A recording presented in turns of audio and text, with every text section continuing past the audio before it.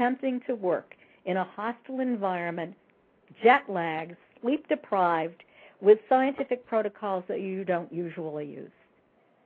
Well, I mean, I've worked with hostile clients, and you can't read them just can't read them. You know, it's like, well, just tell me something. It's like, okay, blank. And even with all of that, by international statistical standards, she passed the test. But they didn't give her $1 million, though, did she? No, she didn't. She didn't.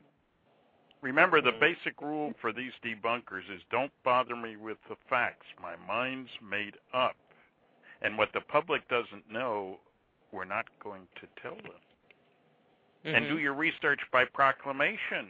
Investigation is too much trouble. Nobody will know the difference anyway. So we run into this not only about UFOs, where both Kathy and I have found this to be the case often, but in a whole bunch of other fields, yours too. Well, like I said, you know, we're the alternatives, you know. And I have to tell you, when I met you the first time, Stan, in Roswell at the anniversary, it was very interesting because it was okay to believe in UFOs, but you were going to burn down there because you did psychic stuff. And I was like, hello, you know, we're both in the out there venue. We need to get along, you know. Well, I've changed my ways. Well, it wasn't from you. It wasn't from you. It was from people, not anybody in particular. It was interesting because I made the assumption, because in the psychic world there is an embracing of UFO phenomena and alien abduction. I mean, not that people are necessarily invested in it, but there's an acceptance because, you know, they're alternatives. It wasn't necessarily the same way back, which I thought was interesting. So hopefully your book will help bridge some of that. Hope so. That would be good. That's what we're trying to do, really, is to bridge the barriers between different groups and recognize that in all areas of science, technology, alternative medicine, alternative anything, we need to be careful about jumping to conclusions with insufficient data. Absence of evidence is not evidence for absence.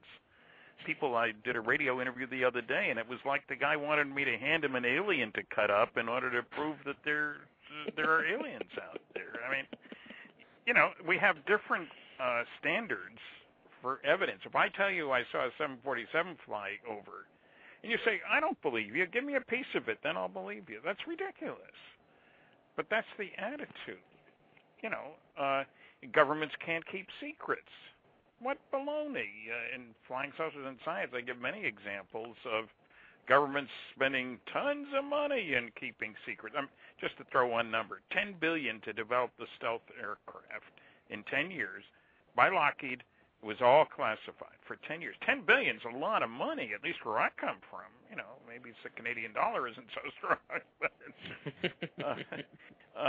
so what I'm saying is that there are people making proclamations about all aspects here of strange, interesting, far out, if you will, phenomena, and not wanting to see serious research be done. There have only been a dozen PhD theses done about UFOs. There's surely room for 50. You know, serious investigation by people looking carefully at the evidence. And it's pretty hard to find a professor who's got guts enough to sponsor one of these. Mm-hmm. I'm just going to kind of open this up because two of the other areas I know are near and dear to both of your hearts. And one, Stan, is the UFO area, and Kathleen, it's the abduction area, obviously. Where are we now? Is science starting to move over the fence? Are they maybe kind of thinking it's possible? Where are we? Well, there was, I'll just mention one thing, and Kathy knows about this. There was a session of, psychology, a Professional Psychological Association, at which there was a whole session devoted to UFO abductions. Kathy, help me here. What's the name of the organization? American Psychological Science? Association of Psychological Sciences? It was something like that. It was recently held in Boston, Massachusetts, and a number of psychologists and Bud Hopkins were asked to present there. There's a very interesting experiment that was done. It's not well known. I write about it in the book, and it involved a professor from the State University of New York at Brockport, and also 2 professors from McGill University and Bud Hopkins. And what they did was Bud interviewed a number of self-reported abductees, and they, under hypnosis, had recalled symbols that they had seen allegedly on board this alien craft. And what the academic psychologists wanted to do was to determine how close these symbols would be to the symbols that might be drawn by a control group or another experimental group. So what they did was a number of graduate students, 24 graduate students, agreed to be hypnotized. They were hypnotized and they were given a fantasy of being abducted by a UFO and observing symbols on board this UFO. And all of this was done under very controlled circumstances. They drew the symbols that they confabulated, they saw on the walls of this craft, but Hopkins individuals drew the symbols that they remembered that they had seen. All of these symbols were then photocopied. They were placed on the same type of paper. Every control was taken in order so that there would not be anything that would skew the results of this. Then they were evaluated on a 3-dimensional scale. And what happened was that Bud Hopkins' group of abductees, the ones that he had interviewed, ended up with symbols that were incredibly similar and were in no way similar to the symbols that were drawn by the graduate students who had been hypnotized. This is very significant.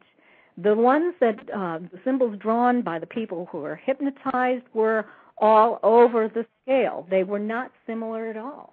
But there were constant similar characteristics between the symbols that the abductees reported seeing on the wall. The scientific team had to conclude that this could indicate that abduction is real. And it is some of those professors who ended up talking, along with Bud Hopkins, doing a presentation at this Psychological Association conference in Boston. Gutsy people, I might add. Well, I think that's a fascinating result. Fascinating result. There's a similar result that was obtained way back in the 50s by Battelle Memorial Institute people looking at Air Force UFO reports. They looked at 3,201 of them, documented in Project Blue Book Special Report 14. And one of the questions, there was a lot of data. There's 240 charts, tables, graphs, and maps in this report. It's huge. Data heaven for me. But one of the things that they did was, okay, here we got the sightings we can't identify, the unknown.